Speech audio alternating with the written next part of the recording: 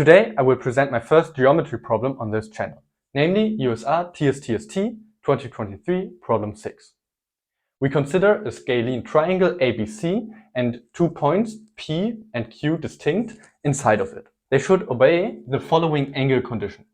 Namely, if we take one of the vertices of the triangle, for example A, then the angle bisector of PAQ is the altitude AH on the side BC. Given that these three symmetric angle conditions are true, we are asked to prove that the midpoint of PQ lies on the Euler line of triangle ABC, that is the line through H and its circumcenter. Taking a look at the picture, we see that we can deal with all of these conditions nicely in the complex numbers. So if A, B, and C were complex numbers on the unit circle, we would have a nice formula for H, and then the Euler line would be the line through the origin, namely the circumcenter of ABC and H, and we can also formalize those angle conditions nicely. So let's associate each of those points with a complex number that we write in lowercase, and moreover assume that A, B, and C lie on the unit circle, or in other words, the absolute value of A, B, and C are all equal to 1. Note that H is equal to A plus B plus C. A proof for this is, for example, to take a look at the centroid of ABC, which is equal to a third of that. And since the origin is 0, and we know that the centroid lies on the line through O and H, and the ratios of the segments are 2 to 1, we obtain that value for H. The angle condition at A tells us that if we take a look at the complex number P minus A divided by H minus A, then it has the same argument as the complex number H minus A divided by Q minus A. In other words, their quotient is a real number. So we can write P minus A divided by H minus A divided by H minus A divided by Q minus A is a real number. This is equal to P minus A Q minus A divided by H minus A squared, which is nothing but B plus C all squared. Let's notice that because P and Q are supposed to lie inside of the triangle ABC, that H must also lie inside of the triangle ABC, and therefore our triangle is acute. And so we get that A is distinct to H, for example, and so all of this is valid, and we're not dividing by 0. From this, we get that P minus A Q minus A divided by B plus C squared is equal to its complex conjugate. We use the fact that complex conjugation is multiplicative and additive to simplify this term. Moreover, A, B, and C lie on the unit circle, and therefore the conjugate of A is just 1 divided by A, and so on.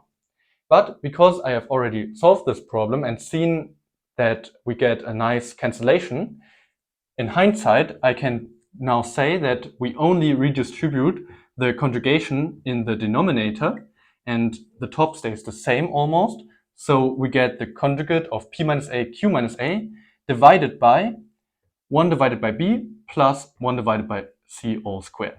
This denominator is almost equal to our original denominator up to a factor of B squared C squared.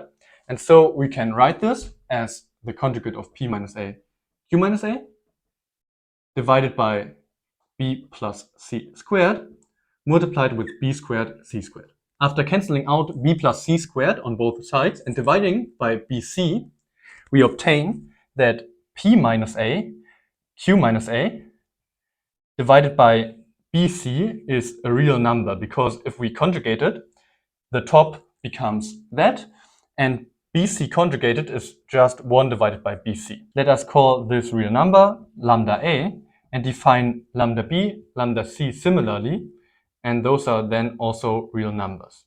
We can rearrange the definition of lambda A to obtain that BC lambda A is equal to P minus A Q minus A, which is equal to PQ minus A times P plus Q plus A squared. Since we obtain 3 such symmetric equations for A, B, and C, but P and Q are constant in them, we can give PQ and P plus Q names. So let's just call PQ T and P plus Q S, and therefore we get that all of this equals T minus AS plus A squared. Recall that we are asked to prove that the midpoint of PQ lies on the Euler line of ABC.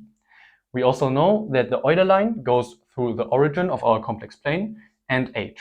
Therefore, it is enough to prove that p plus q over 2, which is s divided by 2, divided by h is a real number, because we want to show that s divided by 2 is a real multiple of h. So we are interested in s because we already know that h is equal to a plus b plus c. We can use this equation to evaluate s, but first let's eliminate t. To do that, we first rearrange this equation for t to obtain that t is equal to bc lambda a plus as minus a squared. This eliminates t because by symmetry we get also that t is equal to ca lambda b plus bs minus b squared. Rearranging for s yields that s is equal to something divided by a minus b, and that something is a squared minus b squared plus ca lambda b minus cb lambda a, which equals a plus b plus c times a lambda b minus b lambda a divided by a minus b. Because the problem statement is symmetric in a, b, and c, we want our representation of s to be as symmetric in a, b, and c as possible. Therefore, we define mu b and mu a and mu c to be equal to lambda b minus 1 and so on, because then we get an a plus b plus c times the same term where we have a mu instead of lambda. So we finally obtain that s is equal to a plus b plus c, or h, plus c times a mu b minus b mu a divided by a minus b. We are not done here because this term is not symmetric in a, b, and c. But therefore we get two more symmetric equations that we can use to obtain that ca mu b minus bc mu a divided by a minus b is equal to a b mu c minus ca mu b divided by b minus c. Of course, we will multiply this out and combine like terms. From here, we bring everything to the right and notice that we have a mu b here and here. And those we will combine immediately to obtain that 0 is equal to b minus c bc mu a plus ca mu b times c minus b minus a minus b. So let me write this down. C minus b minus a minus b times ca mu b. And then we get a plus a minus b times ab mu c. Since that term equals c minus a, we have a very nice cyclic sum. Namely, 0 is equal to the cyclic sum of b minus c, bc, mu a. As you can see, this notation refers to the sum of such summands as we iterate through those a, b, and c cyclically. We finally obtained a symmetric equation. Namely, if we define this to be equal to Ra and the other ones Rb and Rc respectively, we know that 0 is Ra plus Rb plus Rc. We want to use this knowledge to get a symmetric representation of S. Therefore, let us rewrite S in terms of Ra, Rb, and Rc. Namely, S minus H is equal to Ca mu b, which is nothing but Rb divided by C minus A, minus Bc mu A, which is nothing but Ra divided by B minus C, all divided by A minus B. That is B minus C times Rb plus A minus C Ra divided by the cyclic product of A minus B. Notice that we can factor out the C here, and in total we have a C times negative Rb minus Ra. And by that equation, this is equal to C times Rc. And therefore we have ARA plus BRB plus CRC. Very nice. So in total, this is equal to the cyclic sum of ARA divided by the cyclic product of A minus B. it is time to resubstitute the values for RA. And here we see that A times RA is equal to B minus C times ABC mu A. So first, we factor out an ABC out of our sum. Then it becomes the cyclic sum of B minus C mu A.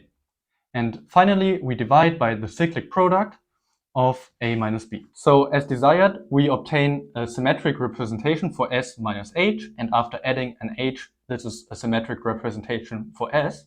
But we don't even need to do that, because we also know that it is enough to prove that S divided by H is a real number.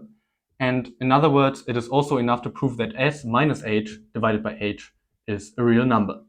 So what we want to do to finish is to prove that if we divide that number by H, we obtain a real number. I begin with writing down the necessary equation, namely that this number is equal to its complex conjugate.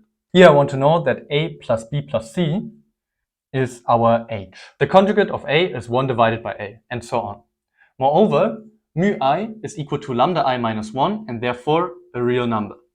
So we can redistribute the conjugation and evaluate the right-hand side. It is equal to 1 divided by ABC times cyclic sum 1 divided by B minus 1 divided by C mu A divided by the cyclic sum 1 divided by A times the cyclic product of 1 divided by A minus 1 divided by B. Multiplying top and bottom with minus ABC cubed, this is equal to ABC times cyclic sum B minus C times A mu A, all divided by the cyclic sum of BC times the cyclic product of A minus B. These two products cancel out in our equality, and therefore what is left to prove after multiplying with that and that sum is that the cyclic sum